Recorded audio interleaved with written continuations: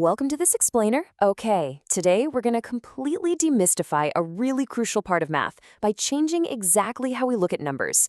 I want you to stop seeing numbers as just, boring digits on a page and start thinking of them like biological DNA or even like complex molecules that we can physically smash apart into unbreakable mathematical atoms.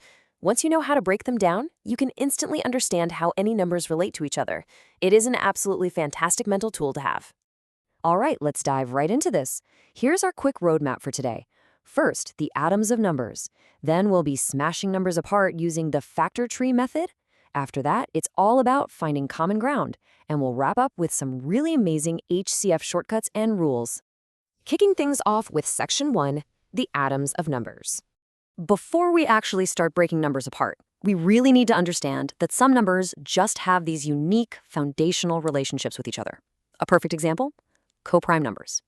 Some people call them mutually prime or relatively prime. Now here's the catch. They don't actually have to be prime numbers themselves. Take 10, for example. Its divisors are 1, 2, 5, and 10. Simple enough, right? Now look at 21. Divisors there are 1, 3, 7, and 21. Neither of those are prime numbers. But if you look closely at their lists, the only factor they share is the number 1. Because of that single shared divisor, they are coprime. And get this, any two consecutive natural numbers, like say 21 and 22, are absolutely always coprime. And then we have this quirkier, super specific subset called twin prime numbers.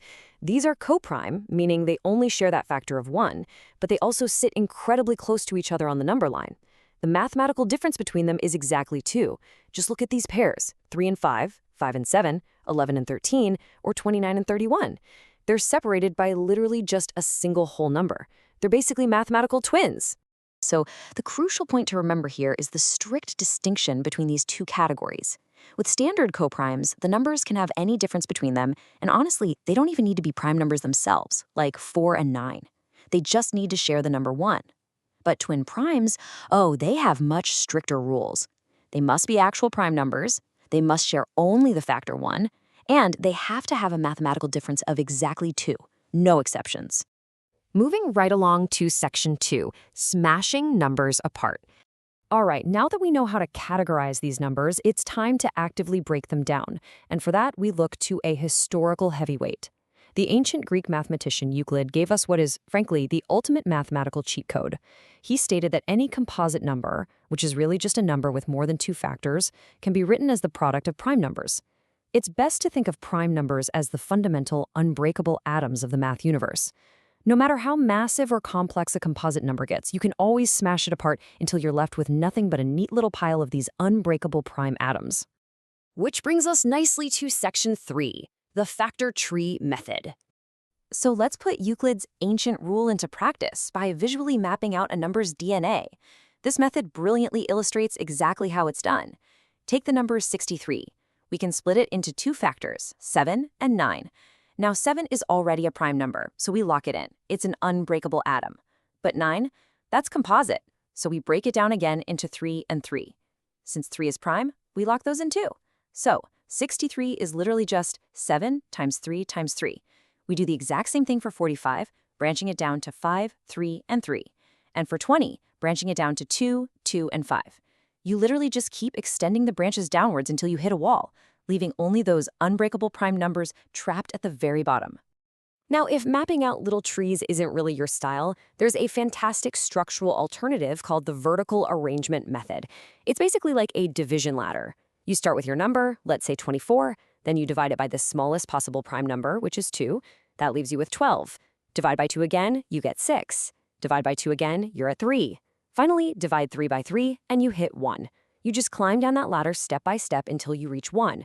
All those numbers you collected along the way, the 2, 2, 2, and 3, those are your prime factors, all extracted into a perfectly neat vertical line. Next up, Section 4, finding common ground. All right, this is the climax of our explainer. We're going to take this new factorization superpower and use it to instantly solve some complex comparisons. You've probably heard of the highest common factor, the HCF, or maybe the greatest common divisor, the GCD. Finding this often trips people up, but it really shouldn't. It is absolutely not about guessing. Now that we know how to find the prime atoms of a number, finding the HCF is quite literally just about identifying the most shared DNA between two or more numbers. Let's check out a quick comparison. First, we have 24, broken down using that vertical method we just talked about. Its prime factors are 2, 2, 2, and 3. Beside it, we've broken down 32. Its prime factors are 2, 2, 2, 2, and 2. So to find the highest common factor, we just look for the exact DNA they share. The factor 2 occurs exactly 3 times in both of their lists. They both share a 2, a 2, and a 2. Therefore, to get our HCF, we just multiply that shared DNA together. 2 times 2 times 2, which gives us 8. See? It's really that simple. Now, what's really fascinating here is seeing how this method scales effortlessly, even when you're dealing with massive, honestly intimidating numbers. Like, imagine trying to just guess the HCF of 195, 312, and 546 in your head. No way. It'd be a total nightmare. But by breaking them down into prime factors, we easily reveal their hidden structures. If you look at their breakdowns, you'll see 195 contains 3 and 13, 312 contains 3 and 13, and 546 contains, 3 and 13. Those are the only prime factors common across all 3. So you just multiply 3 by 13 and you get 39. Problem completely solved. 0 guesswork required. Finally, Section 5, HCF shortcuts and rules. Once you really grasp the underlying structure of numbers, you can start using some rapid-fire rules to totally skip the heavy lifting. Let's see how this builds up your mathematical toolkit. Sometimes you don't even need a factor tree if you just spot these specific patterns first. For instance, scenario 1, if you have a set of numbers and one of those numbers divides perfectly into all the others, well, that number itself is automatically the HCF. Boom, done. Scenario 2, what if you break down a group of numbers like 10, 15, and 12, and you realize they share absolutely no common prime divisors whatsoever? Well, since every single number is divisible by 1, their HCF just defaults to 1. We also have these fantastic consecutive rules. Think of this as your big now I know moment that's going to drastically speed up your learning and, for sure, your homework. Rule 1. The HCF of any 2 consecutive even numbers, say 100 and 102 or 40 and 42, will always be 2, no matter what. Rule 2. The HCF of any 2 consecutive odd numbers, like 31 and 33, will always be 1.